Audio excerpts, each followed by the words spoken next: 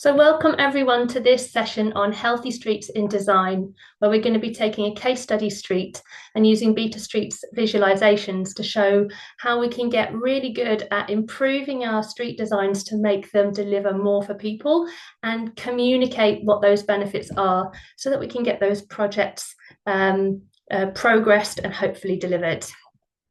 I'll start by introducing myself. My name is Lucy. I developed the Healthy Streets approach, and I work with local authorities and consultancies around the UK, Europe, and Australia predominantly. I provide training tools and consultancy. And this is my email address, lucysaunders@healthystreets.com. And you are very welcome to contact me anytime with any questions or any feedback you'd like to give. Today, we're going to be looking at one of the Healthy Streets tools, but there is a whole suite of Healthy Streets measurement tools that are all freely available for you to use. And they all have different purposes. And this one that we're looking at today is the Healthy Streets Design Check, which is specifically for use when you're redesigning a street in some detail. Running this session with me today are John and Andy from BetaStreets. John is the project engagement and design expert and one of the co-founders. His email address is john@betastreets.co.uk, and Andy's the CGI visualization specialist. He is the other co-founder, and his email is andy@betastreets.co.uk. They are equally keen to hear from you, and you'll be hearing more from them later on in the session when they'll be showing you more about what their tool can do for you. So from my perspective, my simplistic version of what I find most exciting about the BetaStreets visualization is that you can take a street that looks like this and relatively easily show quickly to others how it could be different, how that space could be used in a different way to deliver different benefits for people. And you're going to be seeing more of that throughout this session and hearing more about the detail and how you can use it later on. What we're going to be covering today is an example of how you apply the Healthy Streets Design Check tool and BetaStreets to each stage of a street redesign project. There'll be an opportunity for you to ask your questions, and then we'll be giving you an update on the latest developments from BetaStreets. The session is 1 hour, but what we're going to do is we're going to let you go if you need to after an hour and stay on the call for anyone who wants to ask further questions. So in terms of sharing resources, there's going to be a recording of the case study presentation part of this session, which will be available on healthystreets.com, and we're going to email it to all of you as well, so you can share it with others. And all of the Healthy Streets tools that we're looking at, the design check today, but there are many more, are available at healthystreets.com, and you can get started with BetaStreets at betastreets.co.uk. So our project street, I'm going to introduce the street to you first and then take you through each stage of the design process. And we're really lucky that we have the designers who've been involved in leading this project with us today. So while we're not going to be going into the detail of why certain design choices were made, that's not the purpose of today's session. You all know that the people who are actually making the really tricky decisions and leading this project are here as well.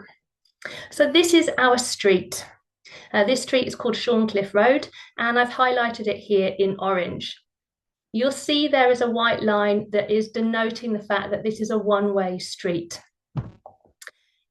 The most significant feature of this street is that on the left-hand side, there is this huge school. Ark Walworth Academy has around 1,000 students aged between 11 and 18, and they all need to get into and out of this school throughout the day. And they use this street, but they also use the street behind. In the middle, you can see there's some housing and there is a car wash in that block in the middle. And on the right-hand side, there's a big park. So that tells you a little bit about the context of the street. Importantly, at the end of the street, highlighted here in purple, is part of the strategic road network. For Monopoly fans, this is Old Kent Road, which is the cheapest property on the Monopoly board. It's £60.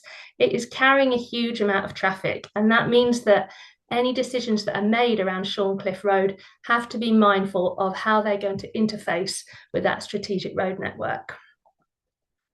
So briefly, the timeline of this project, and I said it's an iterative project that has been rolling out over time. It started back in 2020. So in November of 2020 was the time that we went and did a design check to assess what was the street like and what were the opportunities for us to improve it. We devised some measures that we were going to put in on a temporary basis, and they went in January of 2021. And once we had those temporary measures in place, we did a design check to see what kind of impact they were having on the street. And I'm going to be showing you all of this shortly.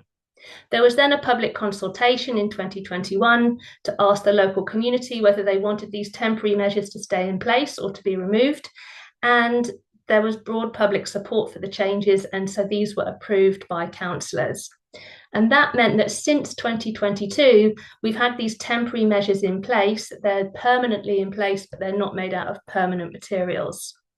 Which leads us through to the present. The project team have been engaging with residents and with students at Arc Walworth to get their feedback on what they might want if the street was built out permanently. And from this, they developed their first draft design for what could be done in permanent materials towards the end of 2025. The design check was run on this proposed design to see whether there were any opportunities that could be further enhanced through tweaking the design. This is a much cheaper and easier thing to do than waiting till it's built and then seeing what got missed. The detailed design has now been developed, and we can show you what that would score with the Healthy Streets design check.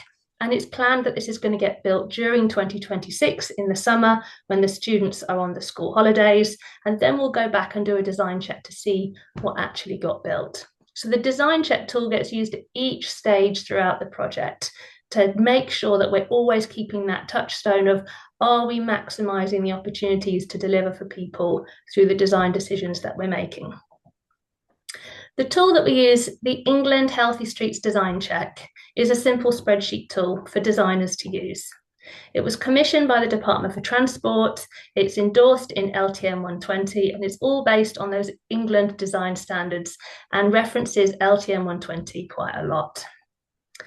This tool is only for assessing how well the design of a street is prioritising the Healthy Streets indicators. It doesn't tell you anything around cost, feasibility or acceptability, purely how well the design is maximising those basic human needs in the street. You can use it on an existing street or a proposed design, and it will give you a Healthy Street score out of 100. So every time we're looking at a street, if it's scoring 0 out of 100, we know it's an unhealthy environment, it's a dangerous environment for people to be in. There needs to be some urgent change if people are going to be in that space outside of cars. If the street is scoring 100 out of 100, then we know we are broadly meeting basic human needs and creating an environment that's accessible to the vast majority of people. Here's how the results get presented. For those of you already familiar with Healthy Streets, you'll know the Healthy Streets indicators in the circle on the left.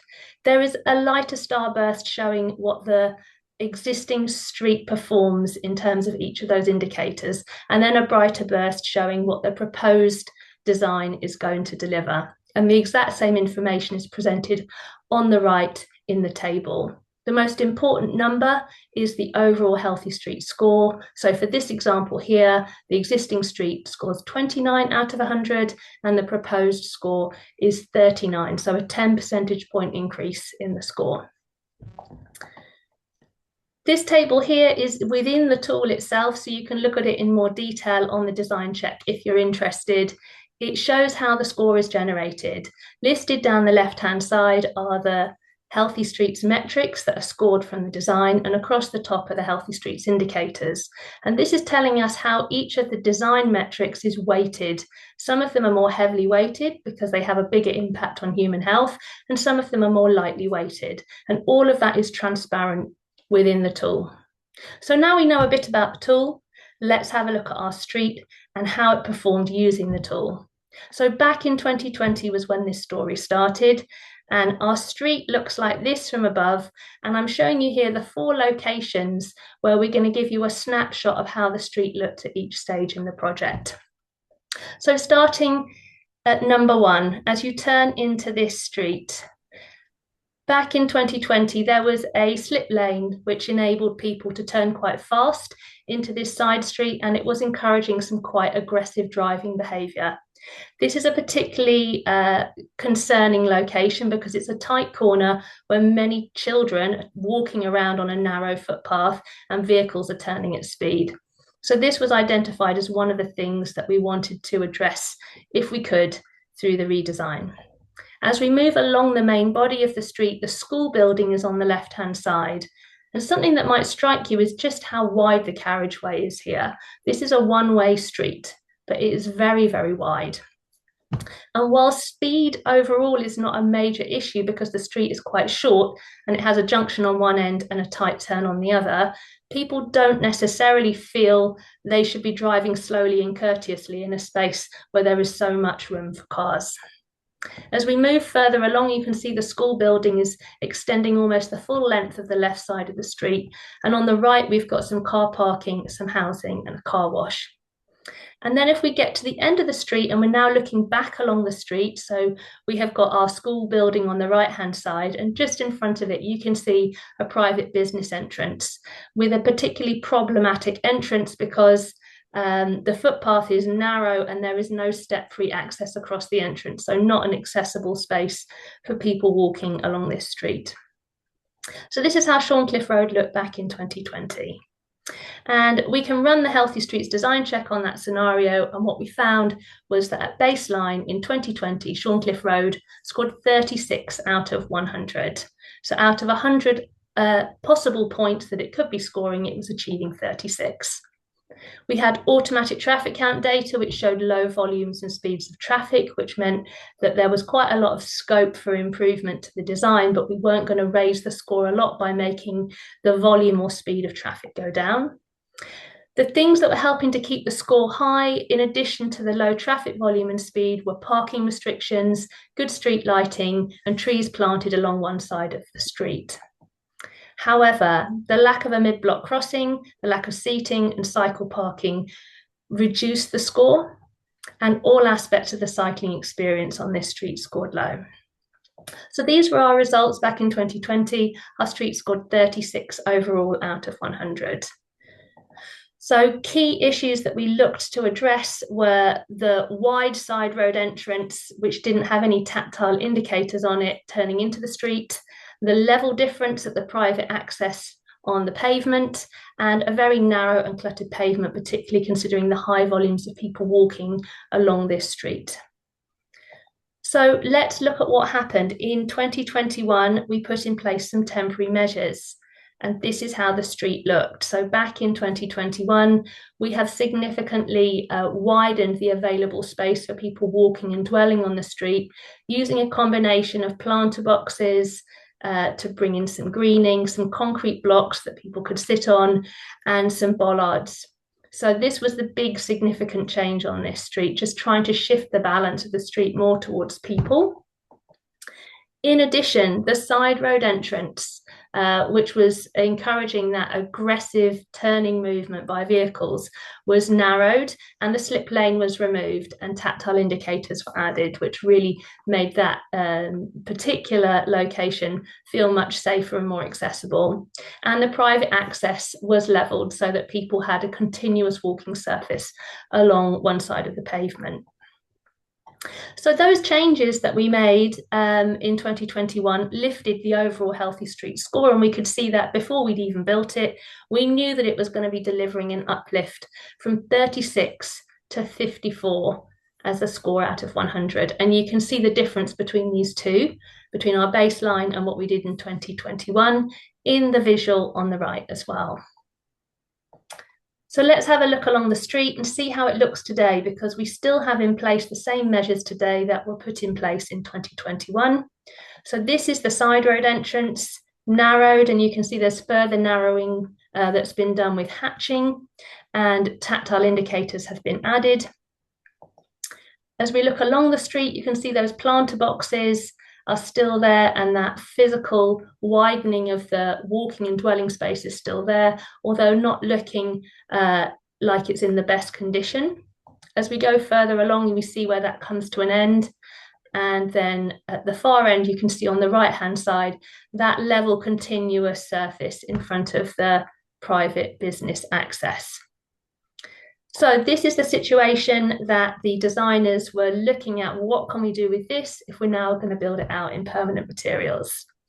So the proposed permanent design, looking at these 4 locations, we can now see exactly what was being proposed using the BetaStreets visualizations. So let's start at number 1. Our first location, they are building out in permanent materials that side road entrance to make it tighter.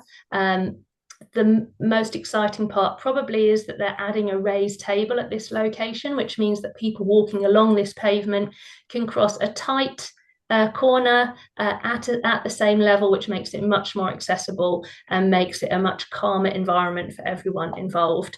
And now the walking space around the corner, turning the corner to where the school entrance is much wider and more comfortable for the volume of people walking along. As we go further along the street, we can see what a big difference it makes to build those pavements out in permanent material.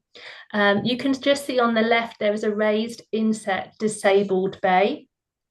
And this has got quite a sharp edged curb on it, which means that we've got a level pavement for the full width of it. So when there's no vehicle using that space, it serves as additional walking and dwelling space. So it's really useful space at all times.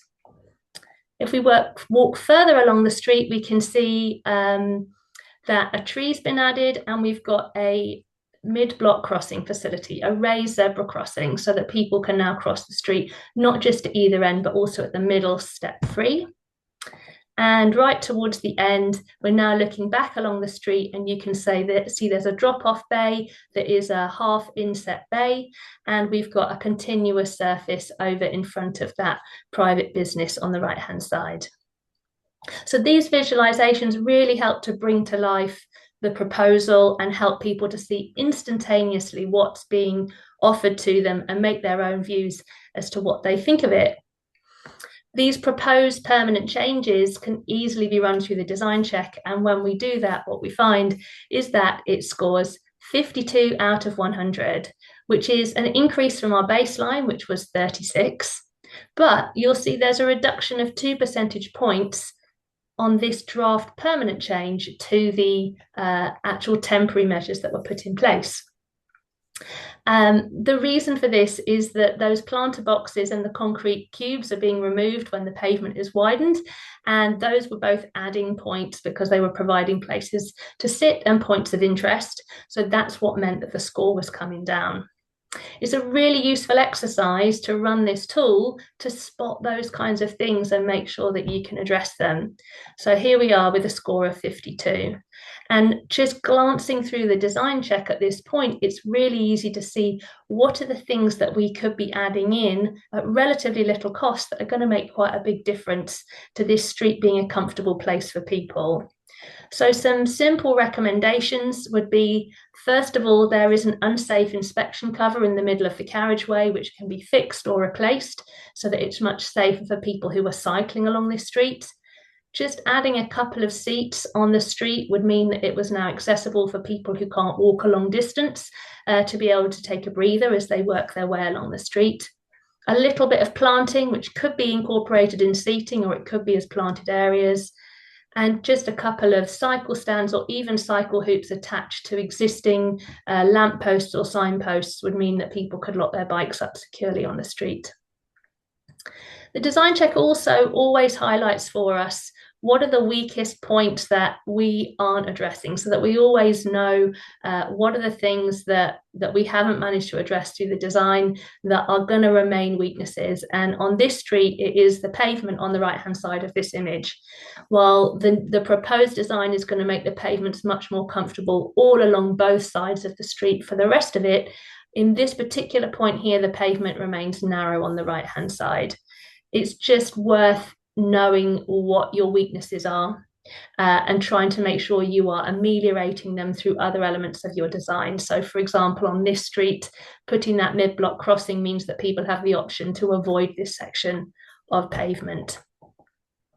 So the suggested design amendments can be quickly run through the tool, and they show that it could get a score of 70 out of 100 just by making those small changes to the design at this early stage at very little additional cost in terms of delivery. So these recommendations or suggestions were taken on board by the design team, who then have to review the feasibility of each of them. And from that, they develop their final permanent design. So let's see what they came up with. Well, again, we can look at our street and we can use our BetaStreets visualization to look at every adjustment that is made to the design and see how it looks. So this is our first view. As you turn into the side street, this hasn't changed. This section is just as it was. All of those benefits that we had in the draft design, we can see in the proposed final design. But as we go around the corner, we can see there have been some amendments made at this point. So we've now got 2 trees planted on the north side of the street, and we've got 4 seats placed along there at intervals so that people can break up a longer journey with somewhere to rest. We've got cycle parking on the right-hand side, which is serving a dual purpose through its positioning. It is keeping the footway nice and clear for people who are walking, but it is going to help to prevent pavement parking in this location where people might be tempted to park on the pavement and drop kids off at the school.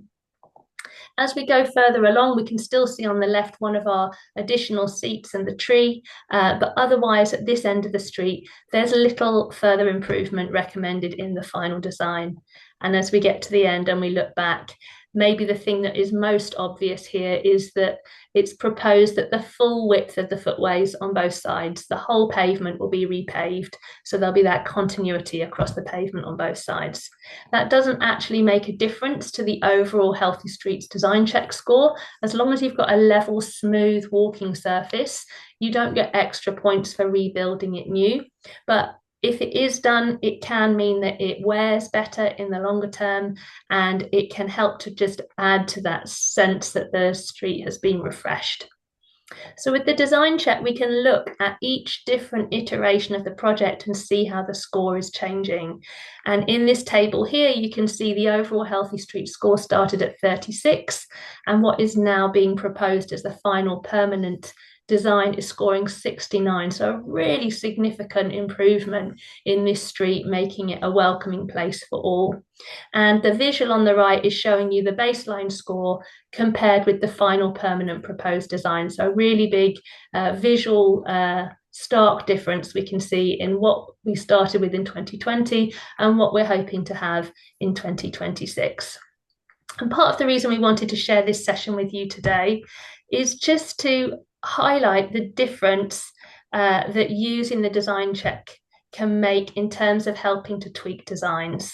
So it can be really hard for people to identify design opportunities just from looking at the technical drawings, which is the picture on the left, and trying to imagine how they're going to be. But the design check gives you a systematic way of objectively scoring those core basic elements and seeing what you can change and what you can't change. It really makes that conversation when you're developing a design much more dispassionate and helps you to focus on what are the really important things we want to get right. And secondly, when we think of these technical drawings that many of us are so familiar with, and we compare those in terms of a communication tool with giving people that visualization from BetaStreets and the Healthy Streets design check score, I think most of the people that we're talking to about street changes find a picture and an objective scoring system that's easy to understand, much easier to engage with than a technical drawing. So that's why we wanted to bring this to you. And at this point, we're going to have a bit of a conversation about it.